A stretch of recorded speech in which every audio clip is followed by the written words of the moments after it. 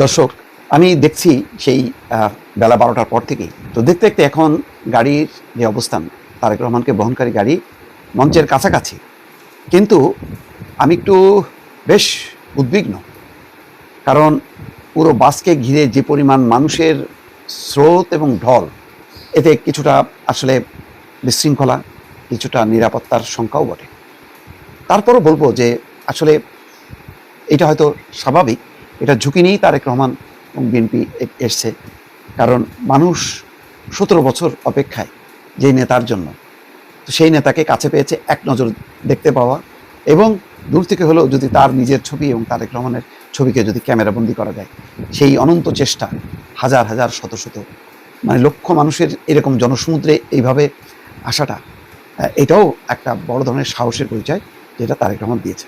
আমি বারবার একটা কথা বলছি যে আজকের দিনটা নানা কারণে নানাভাবে বিশ্লেষণ করা যায়। খেয়াল করেন, কয়েকটা প্রশ্ন আমি করি। যারা আওয়ামী লীগেরও লক্ষ লক্ষ সমর্থক আছে, শুভাকাঙ্ক্ষী আছে, শুধু তাদেরকে বলি, একসময় তো আওয়ামী লীগ বিএনপি রাজনীতি করতো পাশাপাশি।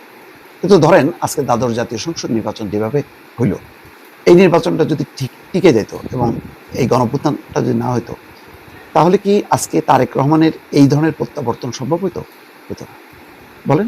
না, আসতে পারতো না। কারণ আওয়ামী লীগের লক্ষ্যটা কি ছিল? যে বিএনপি আস্তে আস্তে নিশ্চিহ্ন হয়ে যাক, নিঃশেষ হয়ে যাক।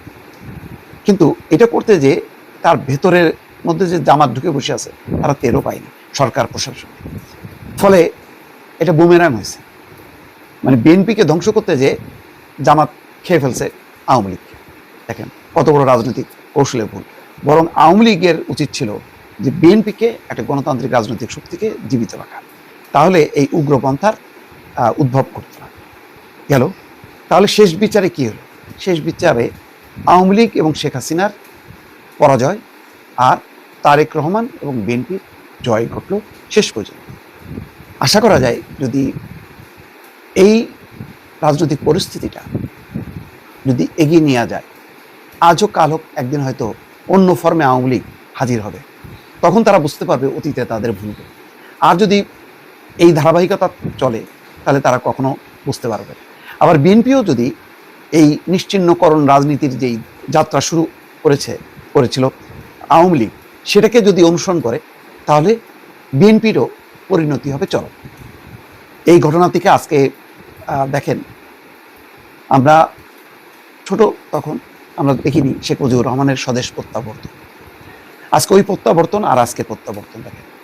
শেখ মুজিব কিন্তু সরাসরি এসেই কিন্তু সে ক্ষমতায়, কিন্তু এখনো তারেক রহমানের কিন্তু ক্ষমতাই নেই।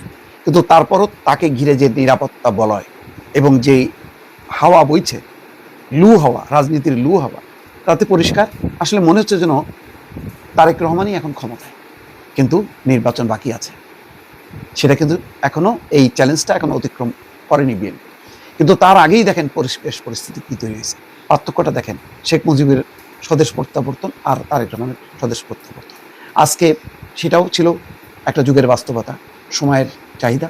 আজকেও কিন্তু সময় এবং যুগের চাহিদা বা বাস্তবতা হচ্ছে তারেক রহমান এসছে। এখন এটাকে রাজনৈতিকভাবে স্বাগত জানিয়েছে দেখলাম জামাত ইসলাম, আরও অনেক দল। বাংলাদেশে অবস্থিত কোনো দল এর প্রতিবাদ করেনি, এর বিরোধিতা করেনি। কিন্তু আওয়ামী লীগের অবস্থান এমন যে আওয়ামী লীগ বিরোধিতা বা স্বাগত জানানোর মতো রাজনৈতিক অবস্থানই তার নাই। শুধু সোহেল তাজ দেখলাম অভিনন্দন জানিয়েছে, কিন্তু মূল আওয়ামী লীগের কোনো খবর নেই।